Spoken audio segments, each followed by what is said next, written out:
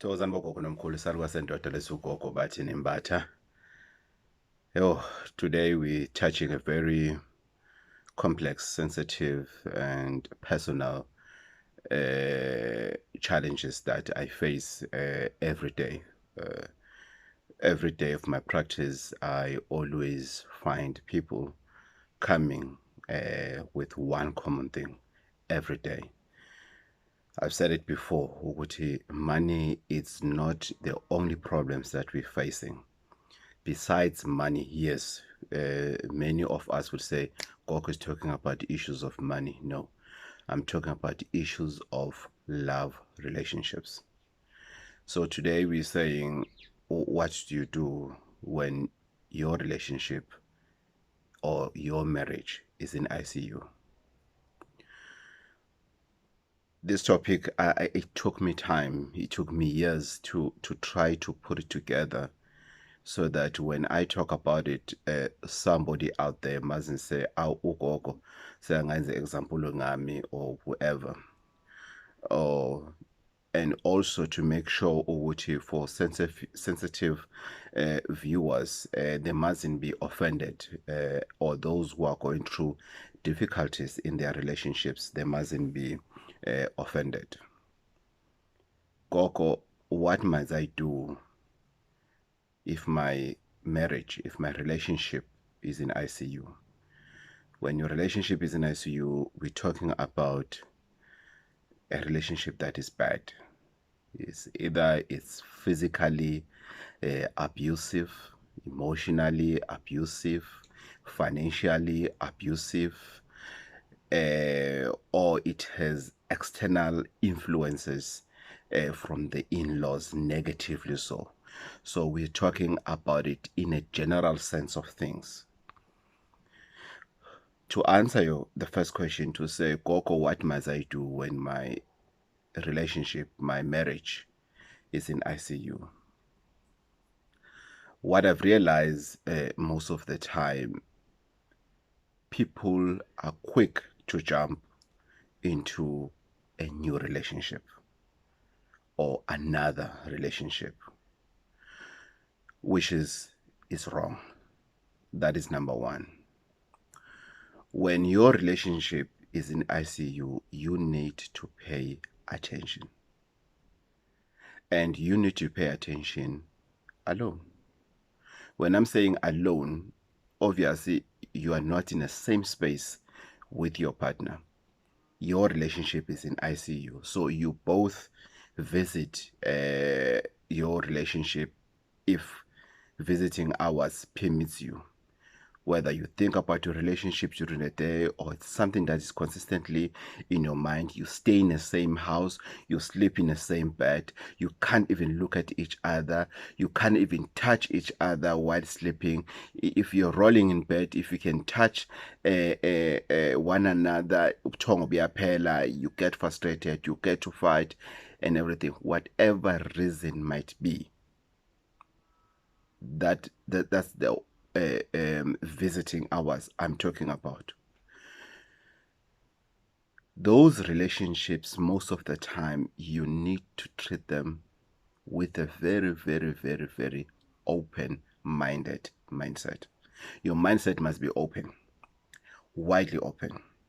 Why I'm saying that is because you first need to put yourself in the problem.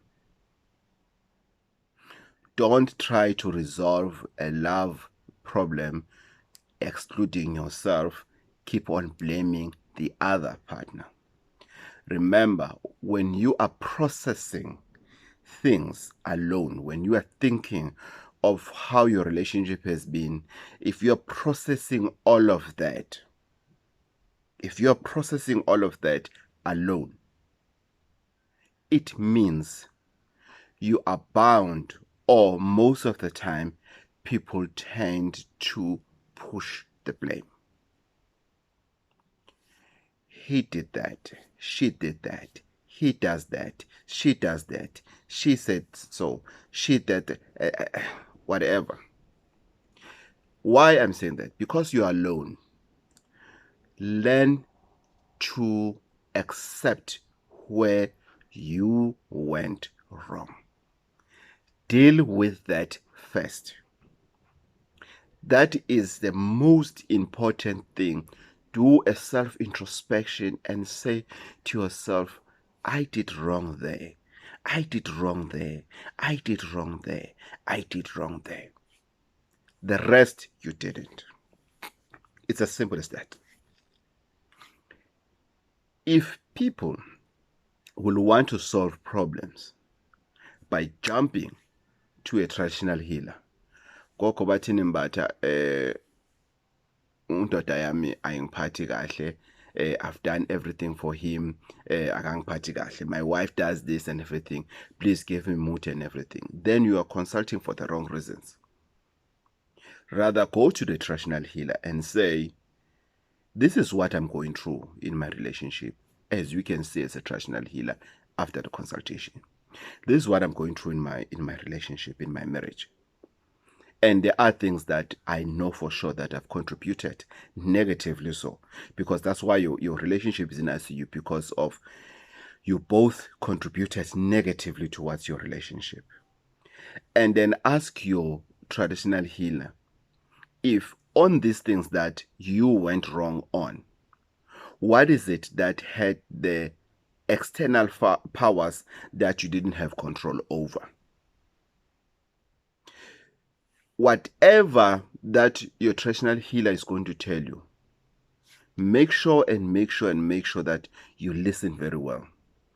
If you realize or if you feel that your traditional healer is taking your side because of you are the one that you are there, you are at the wrong place, because you now involving on your side somebody that you are expecting them to be as neutral as possible. So if that person loses their neutrality in the whole thing and takes sides because you are there, you are going to pay, you are at the wrong place, because that person, you'll be adding another problem that is caused by you. That person is not going to assist you. You need somebody that will tell you the truth, that you refuse your partner while they are telling you. You didn't want your partner to tell that truth, but now you need to get then another person that will tell you the same truth, to say, you were wrong here, you are wrong here. And you need somebody that is going to have a direct communications with you. You were wrong to do this. You were not supposed to do this. This has happened because of these, external forces. In the picture, whatever reason. Remember, the last thing you want is for you to be called to say, come and switch off the machine. The life support machine, come and switch it off. What life support machine? Of your relationship. So don't try to solve your problems in marriage, in relationships, by wanting to give up, by wanting to stay away. No. Yes, other problems, they suggest that. I fully agree. But when you approach that, even if you know at the end of the day, this relationship is no longer working, this marriage is no longer working, this relationship is damaged beyond repair, you have grown apart with your partner, sometimes, yes, you have to call it a quit. But if you entered that relationship with something hanging up there to say, should things happen the wrong way, or should he does this, or should she do this and everything, I'm going to divorce, I'm going to leave him, I'm going to leave her and everything, you must know that the conclusion, the solution of your problems will always be go separate ways. And trust me, you will never have a concrete relationship in your entire life, because when it's too hot, you leave the kitchen. Let's stop going to traditional healers to ask stupid questions. I wouldn't mention that because somebody will be scared to ask that, only to find out they were asking it in a polite manner that I was going to have an answer for. But let's stop going to traditional healers and pretend to be perfect and our partners are wrong. Yes, most of the time that's the situation. You stand up, you're going to a traditional healer because you've realized, man, no. I you know what, there's something wrong here. Another thing, when you are doing a self-introspection, do it with so much positiveness. Seek for solutions, positive solutions. Because if you do a self-introspection, you are going to check in terms of, if I divorce, what is it that I'm going to lose? Or what is that is at stake? Will I survive if I divorce him or if I divorce her? Will I survive if I break this relationship ties and just live my own life and everything? That is a negative approach. A positive approach is, do I really live in this marriage? Do I really live this relationship? Am I done in this relationship? Who are the people? What are things? What are powers that are out there that are meant to destroy this good relationship that we had? What made this relationship to go from a normal ward to the ICU ward? What happened? You need to think positive, so that when you go look for help from the pastor, from the prophet, from Sangoma, you know you're going there with a positive mind. And trust me, you're going to get good results. Most of the time, I would personalize this to men. Most of the time, men will lie to each other. Most of the time. Actually, both genders will lie to each other. My friend, my friend, you're not supposed to do this and everything. You're in a wrong relationship. We have a wrong friends. If your friends will always tell you what you are right, she's wrong, you are right, he's wrong, and everything. If your friend will always make you a superior and everything, to say, my friend, you're wasting your time and everything, you are with wrong friends. You need friends that will ask relevant questions to say, what happened? Hey, what did you do? Hey, no, my friend, you are wrong. I mean, I'm able to tell a friend to say, no, you can't do that. You are wrong. You can't divorce. I'm able to do that. I'm able to analyze. I'm not just doing that because of I want to be different. No, I always analyze. My friend will tell me the story. This is what happened. If there's an opportunity, I'll listen to other story. And if there are problems with my friend, I will tell my friend. My friends will know me. I don't have a big cycle of friends, but those who really knows me, they will tell you. I mean, I'm able to tell a friend to say, no, you are messing up. You are wrong. And if you want a friend that will condone what you are doing and everything, look for somebody else. Mina, I'm here. I'm not with you in this one. I'm not supporting your decision. You are wrong, my friend. The same as if you're going to me to come and consult and everything, if you've messed up, I'll tell you straight, here you've messed up and we need to solve it.